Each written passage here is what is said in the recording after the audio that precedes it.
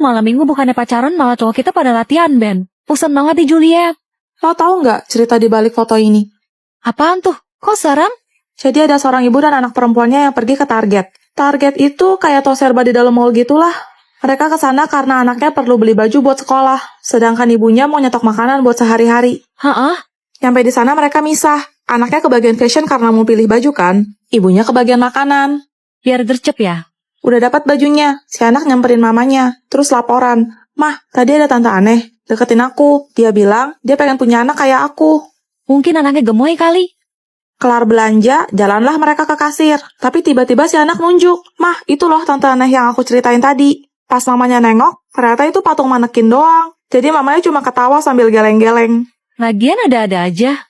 Giliran mau bayar, si anaknya bilang, Ma, aku kebelet tipis. Jadi mamanya suruh dia ke toilet sendirian. Terus? Gak lama setelah itu, anaknya ngechat. Dia bilang tante aneh tadi ada di toilet. Cuma mamanya kan lagi riweh. Mamanya mikir, ini anak bercanda mulu.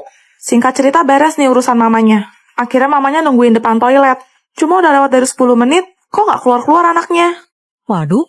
Karena khawatir, mamanya masuk ke dalam toilet. Dicekin satu-satu biliknya. Dikiranya anaknya masih main-main, ngumpet gitu. Tapi di satu bilik toilet, mamanya nemuin handphone anaknya jatuh di lantai. Pas diambil dan diperiksa, dia nemu foto ini. Ditangkap beberapa menit sebelum anaknya hilang tanpa kabar. Serius? Kasus ini benar-benar heboh sampai polisi ikut turun tangan, tapi hasilnya nol. Jadi anaknya belum ketemu sampai sekarang? Juliet, kita main ketua-ketuaan yuk. Ayo. Yes, aku yang jadi ketuanya. Ais, kamu nyanyi susu semangka ya. Oke. Gimana ya lagunya? Minum susu, makan semangka. Ais. Wah, kalian pernah dengar permainan ketua-ketuaan nggak? Aku tahu, semua yang main harus nurutin perintah ketua kan? Bener banget, yuk mulai. Gue gak mau Cupu lu Juliet. Ayo Snow. Gaslah. Aku harus melindungi Snow. Ya udah, gue gabung. Oke, gue ketuanya. Kalian harus lompat 100 kali. 100 selesai. 100 beres. 100. 99. Aku gak kuat lagi. Sekarang gue yang jadi ketuanya. Kalian gak boleh kedip selama mungkin. Yang kedip duluan, dia yang kalah. Aduh, mataku perih banget. Semangat Juliet. Aduh, aku nggak tahan. Iva. Tinggal kita bertiga. Aku mau kalian pegang kuping kalian. Terus angkat sebelah kaki kalian. Lama banget, sampai kapan ini? Aska, udah sejam lebih ini. Hati-hati Juliet. Tega kamu, Aska. Gimana rasanya kehilangan orang yang lo sayang? Apa maksud lo? Lo gak inget kemarahan gua, Ais? Koit dong. Kita semua gara-gara lo kan? Ais, jadi? Waktunya mengakhiri permainan ini. Gua pengen lo. Maaf, gue gak sengaja. Enggak mungkin. Ribet banget harus nangis segala. Sekarang giliran gue. Gue mau lo tahan nafas selamanya. Selamat tinggal. Pelajaran kita sudah selesai, kalian boleh pulang. Maunya juga gitu, tapi di luar hujan, Bu. Takut amat. Kayak bisa berubah jadi mermaid aja kalau kena air. Iya dong, jadi Ariel biar bisa dekat sama pangeran ganteng. Kamu tahu nggak, kisah asli Ariel tidak seindah dongengnya. Masa sih, Bu? The Little Mermaid diangkat dari novel karangan Hans Christian Andersen pada tahun 1836. Dalam versi aslinya, Ariel bernama Putri Marina. Diceritakan Putri Marina menyelamatkan seorang pangeran yang kapalnya karam oleh badai. Iya. Dia jatuh cinta pada pangeran yang tampan dan ingin hidup di darat. Jadi dia pergi ke penyihir laut untuk membuat kesepakatan. Marina pun menukarkan suaranya dengan kaki. Lalu penyihir memberi syarat. Apabila dalam waktu 3 hari Marina tidak dapat membuat pangeran menciumnya dengan tulus, maka ia akan hilang, berubah menjadi gelembung di lautan. Terus? Setelah itu, Marina memang mempunyai kaki. Tapi ketika ia berjalan, telapaknya terasa sangat sakit, seperti disayat hingga berdarah. Ia juga dibekali pisau belati, yang ia sembunyikan baik-baik di balik rambutnya. Buat apa? Kalau ada yang mengetahui identitasnya, demi keamanan bangsa lautan, dia harus melenyapkan orang itu.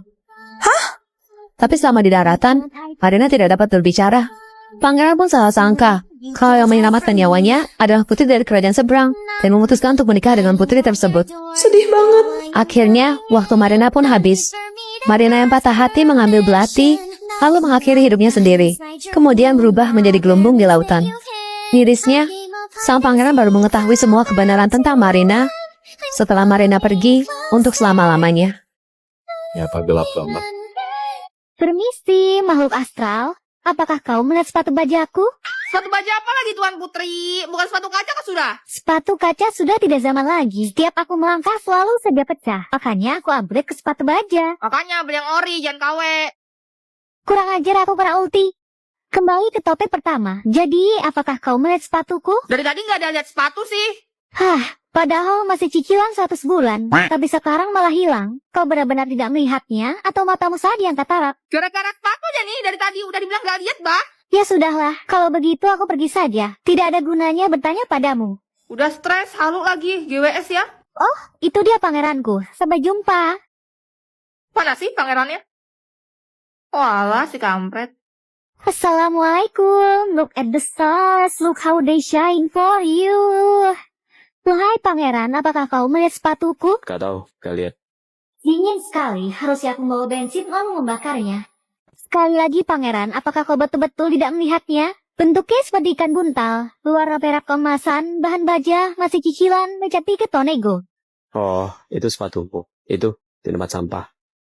Tidak kusangka. Ternyata pangeran zaman sekarang banyak yang red flag. Pala kau red flag. Bagian sepatu juga aneh-aneh. Bukannya sepatu memang seperti itu ya? Atau cuma aku? Cewek yang pakai sepatu seperti ini. Itu kan sepatumu? Kukira banyak dibalut emas, rupanya cuma besi karatan. Jaga mulutmu, kau pasti tidak tahu kalau ini sepatu Spanyol. Sepatu Spanyol tuh, kenapa kau buang di situ? Bukan aku yang buang. Mahal tuh, aku cari masalah aja nih. Itu kalau harganya 50 juta, kau bisa gantiin? Bisa, tapi gak mau. Duh, salah ngomong lagi. Kan jadi tulti balik. Kalian tidak tahu, ini itu barang yang sangat sulit didapatkan. Waduh, itu pasti mahal ya, Ica. Tentu saja, ini kan barang Spanyol. Separuh nyolong. Pantas di tempat sampah. Hai guys, karena udah 2 juta subscribers, ayo coba kita hitung ada berapa banyak karakter aku dari jumlah wig aku ya. Pertama, udah pasti dong, Juliet. Kalau yang ini dipakai sama Snow, Eja, Elliot, Jin, sama Om Wong.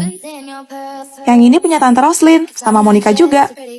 Cantika. Yang ungu punya Frost sama Ratara. Ini rambutnya Grace. Ibu kesayangan kita, Zoe. Cello. Ini dipakai sama Vian, kongsian sama Raki. Peri Freya. Ini punya Hime. Udah pasti tahu lah ya, ini punya Serena sama Shera, Rafael dan Aska. Candice. Kalau yang ini pasti punya si Cia. Luna. Merah, ya Hazel dong. Ini dipakai Lex dan Om Mike. Keisha. Ini punya autor kita ya, Tifa sekaligus Mbak Kukun. Ica Slow Pahit. Ini rambutnya As. Yubaeda. Guys, udah hitung ada berapa karakter aku? Tifa, udah malam nih, lo gak tidur? Gak bisa tidur gue. Juliet, nyanyiin Bobo dong. Lo tau gak asal-usul lagu Nina Bobo? Gak tahu. Berawal dari pernikahan seorang komposer berkebangsaan Belanda bernama Van Rochnik dengan penari asal Jawa bernama Mustika. Pada tahun 1871, mereka dikaruniai seorang anak perempuan yang mereka beri nama Helenina. Oh, makanya dipanggil Nina. Waktu malam tiba, Nina susah tidur. Ibunya inisiatif, bersenandung asal-asalan gitu. Tapi ternyata, melodi itu bisa membuat Nina terlelap. Sehingga ayahnya menciptakan lirik lagu Nina Bobo untuk mengiringi nyanyian ibunya. Suatu hari, Nina terserang demam misterius. Dan dia selalu minta dinyanyikan lagu Nina Bobo setiap hari, supaya rasa sakitnya berkurang dan dia bisa tidur. Tapi takdir berkata lain, Nina harus meninggal dunia di usianya yang masih 6 tahun. Sedihnya. Semenjak itu, tiap malam, ibunya akan mendatangi kasur mendiang Nina dan bernyanyi untuknya. Karena dia mendengar, anaknya terus merengek dan menangis. Suaminya berpikir dia sudah gila. Tapi ibunya terus melakukan hal itu sampai ajal menjemputnya. Setelah sang ibu menyusul putrinya, giliran ayahnya yang dihantui rengekan dan tangisan Nina. Barulah dia percaya apa yang dikatakan istrinya. Akhirnya, mau tidak mau, sang ayah yang menggantikan bernyanyi lagu Nina Bobo setiap malam sampai hari kematiannya. Terus, Konon katanya, kalau kita bernyanyi lagu Nina Bobo, arwah Nina akan datang dan menemani kita tertidur. Jadi, masih mau dinyanyiin lagu Nina Bobo? Hai guys, hari ini gue bakal ngajarin kalian gimana caranya bikin POV. So, nonton sampai habis. Pertama, tulis skrip. Tuang ide kamu jadi cerita. Kedua, siap-siap. Ini tergantung dari berapa banyak karakter yang bakal main dalam POV kamu. Prosesnya dari make up, ganti atribut kayak wig dan baju, terus pakai properti. Kenapa skrip penting banget? Karena itu bisa sangat mengefisiensi waktu kalian. Kalian jadi tahu apa yang harus kalian lakukan. Soalnya semuanya udah tersusun rapi. Jadi kalian punya patokan dan tinggal eksekusi. Ketiga, hafalin dialog dari karakter masing-masing. Keempat, rekaman. Ini diambil per karakter, satu-satu sampai selesai. Kelima, edit pakai CapCut. Pilih hasil rekaman tadi yang kita sebut dengan mentahan. Susun video sesuai urutan. Di sini juga kalian bisa buang background dan ganti sama background yang kalian mau, misalnya latar sekolah kayak gini. Lanjut dubbing atau pengisian suara. Oh iya, kenapa suara aku bisa beda-beda? Aku pakai voice effect ya dari TikTok. Jangan lupa masukin teks. Jadi orang bisa baca seandainya ada kata-kata kita yang kurang jelas. Kalau udah selesai tinggal diekspor ke TikTok. Posting deh. Jadi sekarang kalian tahu kan, untuk membuat satu video POV yang durasinya paling cuma 1-2 menit, aku butuh waktu dan effort yang seperti ini. So please, buat kalian yang masih suka gabungin video aku sama ASMR, tolong cepet-cepet tobat dan berhenti. Karena aku tuh jadi macet, dan video aku jadi sepi. Jujur aku sedih banget. Aku capek. Dan ini bikin aku jadi gak semangat. Syuting sama edit berjam-jam.